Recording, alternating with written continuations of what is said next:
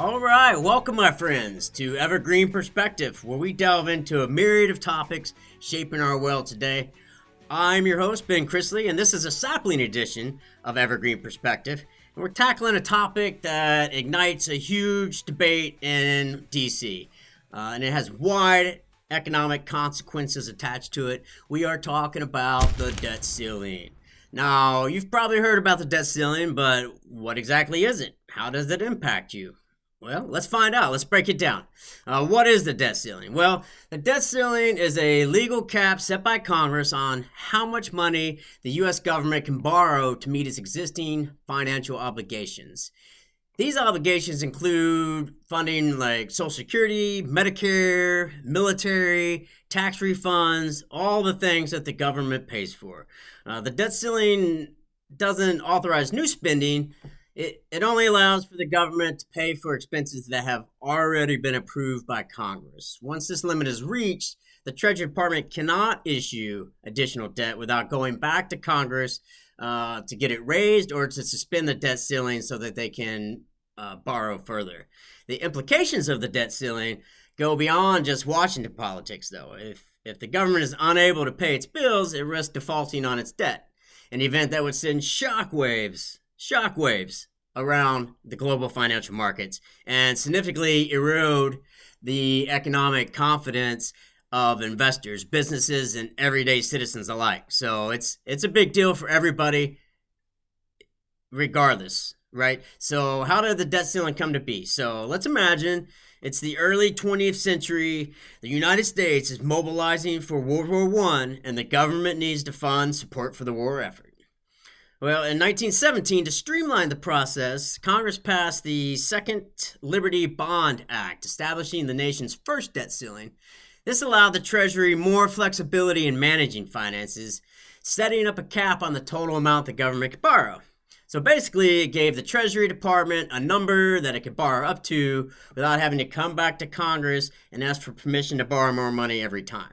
Because prior to 1917, Congress had to authorize each individual debt issuance. They'd have to specify the details, the amount, the purpose, so they could get more money. This process was time-consuming and cumbersome, especially during times of when you needed to get money faster, right? Like during wartime. So the Liberty Bond Act granted the Treasury Department greater flexibility to manage the finances without needing to come back for approval each time. So that made it a lot more streamlined. But this wasn't a true debt ceiling because it was more limited to bond certificates of indebtedness, war savings certificates. So it wasn't that full debt ceiling just yet. It wasn't until 1939 that Congress consolidated all of these individual limits into a single aggregate debt limit. At that time, it set it at $45 billion. I mean, wouldn't it be nice if it was $45 billion today? We could only wish. So that was into World War II. To accommodate the increased borrowing needs, Congress raised the debt limit and annually, and it peaked at one time at $300 billion, which we would gladly take back as well. Now, fortunately, after the war, the expenses dropped, and they were able to lower the debt ceiling because the government was running a surplus. I don't know last time we ran into a surplus. We'll have to go back and do a little research on that. So over the decades, the debt ceiling has become more than just a fiscal checkpoint, right? It's evolved into this political weapon that's being used because it requires Congress's approval. It gives lawmakers leverage to negotiate policy changes and push political agendas. Think of it as a high-stakes chess match on Capitol Hill, where the debt ceiling was designed as a fiscal safeguard. Has become a flashpoint for political maneuvering. And here's kind of how that works a little bit, right? The debt ceiling often highlights deep divides between political parties and how our government spending and taxation should play out. You know, should we allocate more for this funds, for these social programs? Should we cut more taxes? I mean, the debate on Capitol Hill gets fierce at times, and, we're going to be getting there soon, I'm pretty sure. Some lawmakers refuse to support raising the debt ceiling unless there's specific policy demands met. So they hold moving other policy on, basically hostage until, there's some up or down movement there on the debt ceiling. Politicians use the debt ceiling, to communicate their fiscal priorities to their voters as well, which often deepens those partisan lines even more. Standoffs over raising the debt ceiling can cause major gridlock, leading to government shutdowns and financial uncertainty. How does this impact you? Right? The political tug of war has real consequences for everyday hardworking Americans. Right? Debt ceiling uncertainty can rattle financial markets, leading to increased interest rates on mortgages, car loans, credit cards. That's stuff that affects us every single day. If the government runs out of borrowing capacity, payments for Social Security, Medicare, veterans benefits could be delayed for, who knows how long until they can agree upon it, right? Prolonged debates can shake confidence in the U.S. economy, triggering stock market declines and potential recessions. It can also run into government shutdowns and affecting federal employees and disrupting critical services that everyday Americans count on. We've seen our share of government shutdowns over the years. Let's take a look at a couple of notable ones. In 95, 96, Bill Clinton was the president as a Republican-run Congress, led to two shutdowns. One was 21 days, and that one, 21 days, ended up furloughing 800,000 federal employees.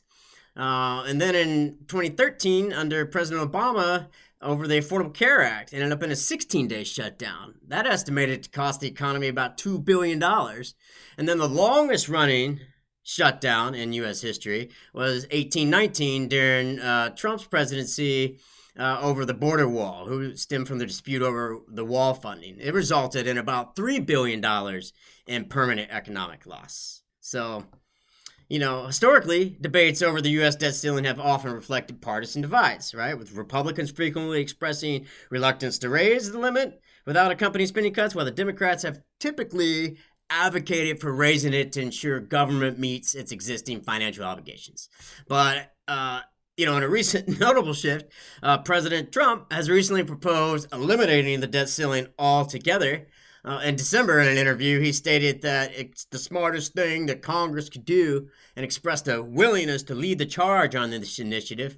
Why would you want to eliminate it altogether? That's a great question. All right, this proposal has encountered resistance from both parties. Many Republicans, who have traditionally viewed the debt ceiling as a fiscal restraint, are uncomfortable with elimination. Simultaneously, Democrats have expressed opposition on this, partly due for concerns over political fiscal irresponsibility, and also the lack of a mechanism to have to come back to Congress to ask for more money. They're fearful that it could just lead to arbitrary spending beyond for whatever reason they want to.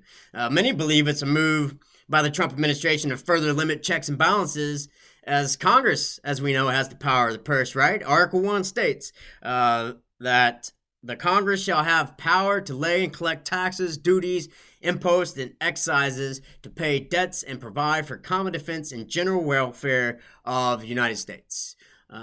So that gives power of the purse to Congress. All right, this evolving discourse underscores the complex and fluid nature of fiscal policy debate in the United States, highlighting how those political dynamics can shift with changing leadership, especially with who's in the White House. In recent times, those tensions have arisen regarding this power. For the Trump administration, recently taken the steps to freeze grants and cut spending without congressional approval has been challenged now in the courts, right? This challenges traditional legislative control over federal spending. And many believe this is trying to circumvent and add more power to the executive branch, when traditionally that type of spending would be under Congress's purview, right? Such actions, debate over constitutional balance of power. And is it undermining Congress's power of the purse? It threatens the checks and balances that the framers of our Constitution envisioned, right? So at its core, the debt ceiling is meant to be a financial safeguard. But in reality, it's become a political battlefield. The consequences of these debates aren't just theoretical. They ripple through all financial markets and impact government programs and affect the lives of everyday hardworking Americans, right? And as discussions around the debt ceiling continue, one thing is really clear.